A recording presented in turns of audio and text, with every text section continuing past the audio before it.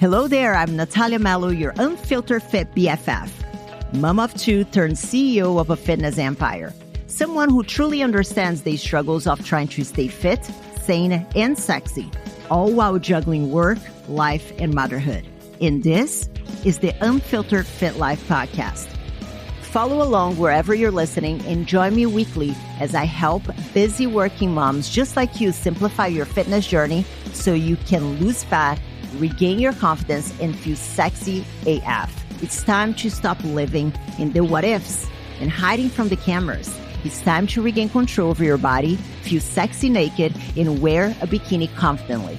People already see you as a super confident woman, but it's time for you to feel the same way too. Come on, let's go. Hello there, fam. Welcome to another episode of the Unfiltered Fit Life podcast. I'm Nathalia Melo, your host.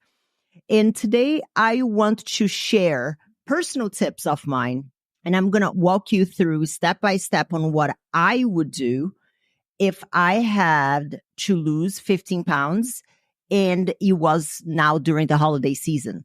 And these are like 100%. As I was putting this together, I'm like, yep, with the knowledge that I have now after 26 years involved in fitness, 15 as a coach, these would be the exact same things. And you're going to see how simple and straightforward they are.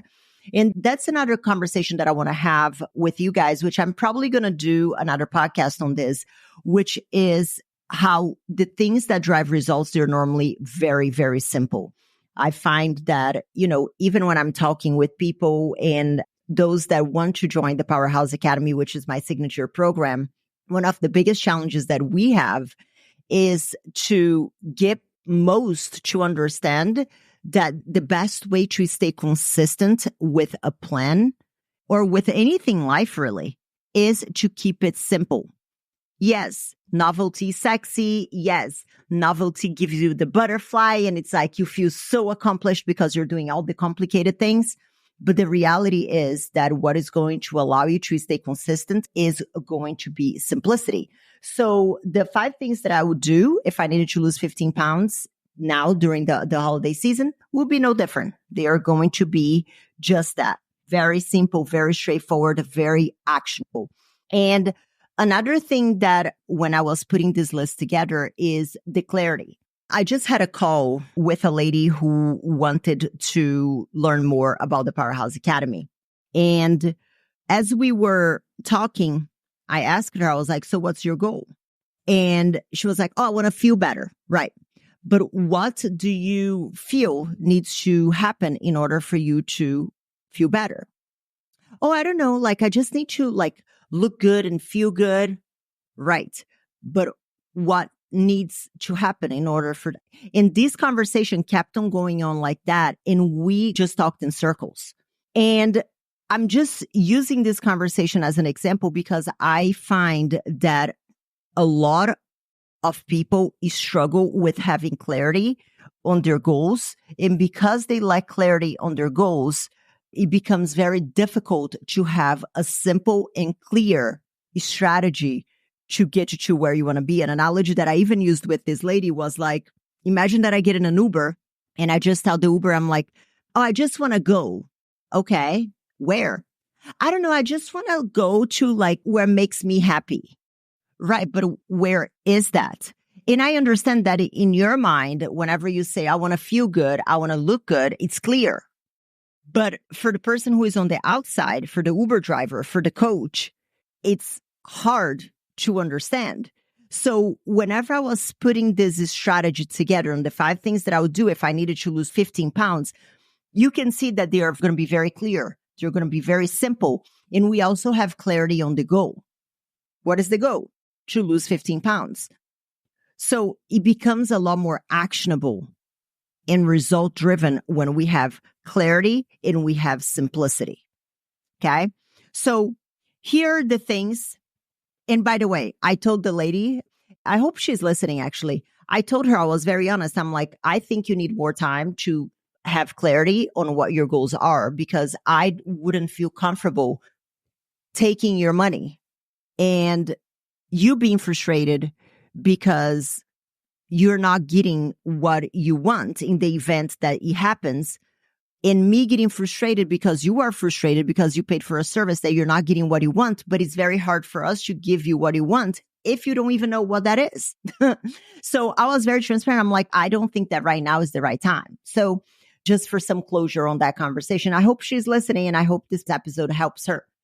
So here are the 5 things that I would do if I needed to lose 15 pounds. The first thing that I would do would be to plan for consistency and not for perfection. And what I mean by that is what tends to happen a lot of times during the holiday season is that everyone wants to keep the same regiment that they've had throughout the year in a season where there is a lot going on. You have all the festivities with work. You probably have some trips. You have school activities with 25,000 presentations in the kids' schools and, fundraisers and all that jazz. So you need to understand that things are not going to be perfect.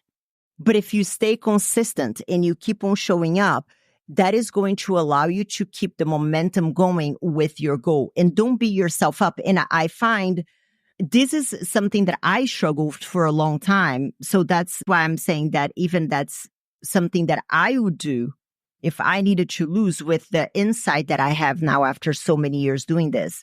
I used to always be very all or nothing whenever it came to my fitness and nutrition. You'd be like, if I went to a party and I ate something that wasn't aligned with my goals, you wouldn't be just that thing that I ate in the party. I would throw my hands up in the air and be like, fuck it. And just keep on eating. And then I'll tell myself, oh no, Monday I will start fresh again. But then Monday would come and then Tuesday there would be another event and then rinse and repeat and you'd never end. So every next hour, every next meal, every next morning is the opportunity to pick back fresh again from where you started. And just maybe it wasn't perfect. Maybe I didn't eat so aligned with my goals, but you know what? It's a new hour, it's a new day. We're going to start fresh today. We're not waiting until Monday. Or alternatively, with your workouts, maybe you don't have the regular amount of time that you normally allocate for your workout. Let's say that you work out normally for 40 minutes, but you only have 20. Do what you can with the time that you have. It doesn't have to be that all or nothing mentality. And understand that consistency is what is going to take you to the finish line in the long run. Might not be perfect. Goodness knows that many, many days I'm not perfect with my nutrition. I've had plenty of mediocre workouts, but the ability to keep on showing up and keep the momentum going, that is what is going to enable you to not only get to your goal, but also maintain your goal. So number 1, plan for consistency, not for perfection. Let go of the all or nothing mentality around food and beating yourself up because, you couldn't do every single movement on your workout or because you had something that wasn't really aligned with your goals. That is going to be your biggest needle mover because that's where I see a lot of people falling off the wagon. And then whenever January comes, they're like the new year, new me folks. And then they go all out and then they crash and they burn because they're going from completely losing the momentum to going full in and then they burn the candle on both ends. And we don't want that. Slow and steady wins the race. Okay. So that's 1. Number 2, if I had to pick with a limited amount of time between strength training or cardio, I would pick strength training. And the reason for that is because there are ways, especially if you train in the gym, to go to the gym. Chances are with a busy schedule that you only have that specific allocated time to go to the gym. Whenever it comes to cardio, you can go for a walk outside. You can incorporate micro sessions of what the equivalent of your cardio would be into your day. Like say you have a phone call and you know that it's going to be a longer phone call and it's not a video and you are able to be walking. So you can just take that phone call outside and walk around the block a couple of times. That's your cardio. But it's very hard for you to do that with the strength. So I would always prioritize the strength for the allocated time that you have because you can always incorporate an additional cardio throughout your day with micro sessions. And I actually do this like right now, even though I'm not trying to lose any weight, I will prioritize my strength. And then, for example, if I have calls or if I have training with my business coach that I don't have to be at my desk, I will look at my schedule and I'm like, okay, so I can do my allocated time for training. It's a bit reduced today. So I'm going to train in the gym. I'm going to do this. And then for that time that I have the training with my business coach or that live workshop, I will just walk around, or at home, I'm fortunate enough to have Arc Trainer, which is like an elliptical. So I'll do my cardio whenever I'm doing that, which it would be hard for me to do my strength training. So I always like to prioritize the strength, because incorporating the cardio throughout the day with these small micro sessions, it's a lot easier. And not to mention that strength training, especially as we age, for women, whenever you are in your late 30s, early 40s and beyond, you do want to maximize keeping your muscles strong, keeping your muscles healthy, because with the aging process, muscles are like the first to go. So we want to make sure that we're maintaining them.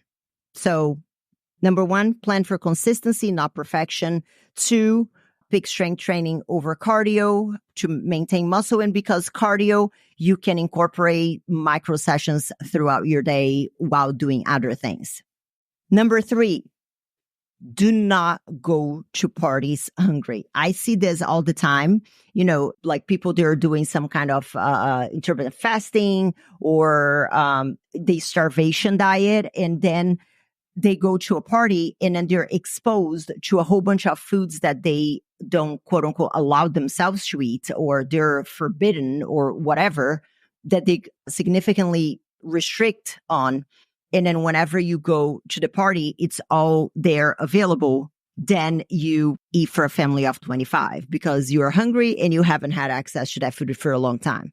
So that's the other thing. Don't go to parties hungry. And even if you are on that all or nothing cycle, whenever you're hungry, you kind of forget a little bit about what your priorities are. You just want to eat whatever is available. The next one is something that, before I even say it, I know that it's a lot easier said than done. Okay? But it needs to be done, especially in a time like the holiday seasons where it feels like we don't have enough hours in the day to attend the 25,000 different events that are happening. And it's like the cousin's brother, sister of my best friend from kindergarten that I have not seen in 27 years is hosting a party. Oh my goodness, we should go. Do you though? So the 4th thing that I would do if I needed to lose 15 pounds would be to set very strong boundaries with social commitments, because it feels like for many, and sometimes I would be somebody who has very strong boundaries, but even for me, with the strong boundaries that I have, sometimes I feel guilty for saying no to certain things. But I know that every yes that I'm saying is a no that I'm saying to something else. So if I start saying yes to everything, I'm not going to be protecting my time and my energy, which means that I'm going to be saying no to my workout that I have to do tomorrow, or for staying on plan with my nutrition that aligns with my goals. So there is nothing wrong with saying no to a few things. You don't have to be everywhere all the time. Obviously, there are some that you do have to attend, if it is a work event that is mandatory, or if it is your child's presentation. Sure. Those are all important things. But every single event that you have, every single week for the whole duration of the holidays, are all of those really that important? Like, do you absolutely need to be there? I personally, I'm not a big fan of even doing stuff during the week because it throws off my routine. But again, I know that it's not an option all the time, but objectively look at the invites that you're receiving and see if you have to be at every single one of them. Because if saying yes to all these things, you start to become too overwhelming and you feel burned out, and then you struggle to wake up the next day to get your workout done. And then, because you are sleep deprived, then you also make poor food choices. And then it just becomes that cycle. Is it worth it? And not because you have to cannibalize your social life completely because you have fitness goals, because then you'd stop being healthy. But we need to compromise somewhere. You cannot keep on doing the things that you've always done and expect a different outcome. There is going to have to be some give and take. We're not talking about completely avoiding all events, but you cannot expect to keep on going to all events. And in addition to that, you're still doing everything else that you want to do, because ultimately you still only have 24 hours in a day. That's the reality. So whenever I say this, it's not saying in a sense of, I'm going to become a hermit and I want to keep on enjoying my life. It's funny because yesterday I had a call with someone and she said, I want to be able to eat ice cream and cake whenever I want to. Like, I don't want to deprive myself. And I'm like, right, perfectly acceptable that you want to be able to enjoy the foods that you want. But we also need to remember that we are adults and that children and toddlers are the ones that get what they want whenever they want. Because if doing what you want when you want is having negative consequences on your health, this particular person had gained like 60 pounds in the past 18 months, then something needs to change. So if saying yes to everything is making you burn the candle on both ends and is having a negative impact in something that is important to you, aka taking care of your body and your health, then something needs to change. And it is okay to say no. I have no problem saying no. And if I could leave one tip on how to set boundaries and say no, no is a complete answer. I find that as women, we're always trying to justify the no. Hey, do you want to do this? No, I'm good. Thank you. Maybe next time. That's it. No explanation needed. No is a full answer. Now we're going to go to point 5. And this one is going to at first sound a bit overwhelming, but I promise you, this is going to make your life a lot easier. And I'm going to use some examples to show you why it's going to make your life a lot easier.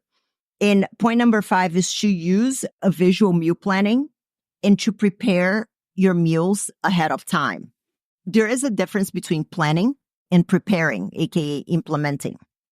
Because if you're planning in your head and you don't have the visual and you're not actually taking these steps to set yourself up for success throughout the week, it just really becomes a wish. Because you have the plan in your mind, but you have nothing to like physically see it. And then you're not taking steps to set yourself up for success and prepare for the week. So having that visual is going to help, and also preparing your meals. And I know that it can feel a bit challenging to prepare meals, especially in a busy season. But one thing that I find that a lot of people, I think, don't see is that a lot of the food noise that they have, like of always thinking about food, is because they haven't prepared or they haven't set themselves up for success during the week. So they're always thinking about, oh my goodness, and dinner is coming. So what am I going to make for dinners? They're creating a routine in a manner that they have to constantly be thinking about food because it's not prepared. It's not planned. So the thought about food, like for dinner, it starts at 3 p.m. because you don't even know if you've got the ingredients at home to do dinner. So that's the first thing. And then the other thing as well is that you are a lot less likely to say yes to all the donuts and all the cupcakes and all the cookies and all the tins of chocolate that people bring to your office. Especially, I think this is very common in healthcare. Everybody likes to feed healthcare providers with snacks. It's going to be a lot harder for you to say yes to those things if you have your own food available Or if you're not hungry, you're going to be able to objectively look at it and be like, okay, I'm just craving it. I'm just like eating it to eat because it's here. I'm not eating it because I'm actually hungry. And then from there, you can make an educated choice, but it's not going to be out of impulse. It's going to be out of just making a decision on what is aligned with your priorities at that moment in time. But by having a plan and having everything already prepared, you're going to set yourself up for success in a way that you're not going to be, resorting to foods that don't align with your goals because you have nothing else. You are going to be able to separate. No, I'm going for this because I want to and not because I'm desperate, I'm starving, and this is the only thing available. Do you see the difference? So it can become a bit more time consuming, but it's significantly going to help you with that food noise because you know what's coming next. So you don't have to be thinking about food all the time. And it's also going to set you up for success with all the other things available. And you're going to be able to differentiate if you're going for the donuts and the cookies and the chocolate because you are desperately hungry or just because, it's there. And being able to make that difference, it's very, very empowering and puts you in the driver's seat of your choices. I'm going to give you a bonus one because I'm on a roll here. And I think that this other one is very, very, very important as well. So we're getting a bonus one. So instead of 5, it has become 6. And the 6th one is to have holiday fitness game plan with non-negotiables. And what I mean by that is to have a list of actions that are non-negotiables for you. For example, my non-negotiable is if shit has absolutely hit the fan and I have not been able to do anything and I'm at least going to go for a 20-minute walk. That's your non-negotiable. Rain or shine, it doesn't matter if you're getting back from a party at like 2:00 in the morning. You are going to go for that 20-minute walk because it is your non-negotiable. Or I might not have been perfect with my nutrition today. My non-negotiable is to make sure that I'm hitting at least my calories, at least my protein intake for the day. That can be another non-negotiable. A non-negotiable that would be very important to me would be to exercise, to train for at least 30 minutes. That would be my absolute non-negotiable. Whatever that looks like, some kind of movement. I'm grumpy as hell also if I don't train. So for the safety of myself and of others, 30 minutes of training does the trick. So creating your list of non-negotiables, it doesn't have to be a laundry list. Keep it simple, keep it straightforward, keep it as something that is something that you can honor because there is nothing worse whenever you set like this very high bars in the middle of chaos and then you fail and then you start to beat yourself up and saying that you suck. We don't want that. And, I think that working with somebody that can help you create that plan and help you navigate the ups and downs is like paramount, like being in a community of people that understand and can help you create that list of non-negotiables. So that is something that we do in the Powerhouse Academy with our members. We help them navigate. We're actually creating a very cool challenge, an accountability challenge throughout the holidays to make sure that we are keeping our members on track. So that's another option for you as well. If you want to get on a call with me and see what that would look like, there is a link in the description. I'll love to chat with you and see how we can set you up for success throughout the holiday season so you can start the year feeling and looking your best instead of starting the year feeling like crap because the holiday season just rolled over you and you forgot to take care of yourself. So the link is down in the descriptions. And so just a quick recap of the 5 things that I would do if I needed to lose 15 pounds. Number 1, plan for consistency, not perfection. 2, strength training over cardio. You can incorporate the micro sessions of cardio throughout the day. So prioritize that strength training. Number 3, don't go to parties hungry. That's pretty self-explanatory. Number 4, set boundaries with social commitments. You don't have to say yes to everything and burn the candle on both ends. That is going to be detrimental to your health, to your emotional health, physical health, and you're going to end up feeling like you're spread thin and failing in all ends. We don't want that. Number 5 is going to be use a social meal plan and prepare meals ahead of time. And a bonus one is to have non-negotiables. What are the absolute 3 non-negotiables that rain or shine you are going to be doing throughout the holiday season? So these would be the things that I would do if I needed to lose 15 pounds. I would love to hear from you. Which one was your favorite? Send me a message on Instagram and let me know which one it was. Or here in the show notes, there is a little link that you can click and send me a message. You can do that too. And I can't wait to see you next week. If there is anything that you'd like to hear me talk about here on this podcast, especially now in this season that things can become a bit crazy and you might need some extra strategies and how to navigate the different scenarios, send me a message on Instagram and tell me what you'd like to see. And you might give me a great idea and a podcast might come out with that. So you don't know if you don't try, right? All right. I'll see you next week. See you next time. Bye-bye. Thank you. Thank you so much for tuning in this week. But let me ask you, what was your aha moment in today's episode? I would love to know. You can leave me a comment at the link in the show description. You can also follow me on social media, Instagram. Links are down below as well. And let me know what topics you want to hear more about or who I should have on the show. This is it for today, guys. I'll see you back next week for another episode of the Unfiltered Fit Life podcast.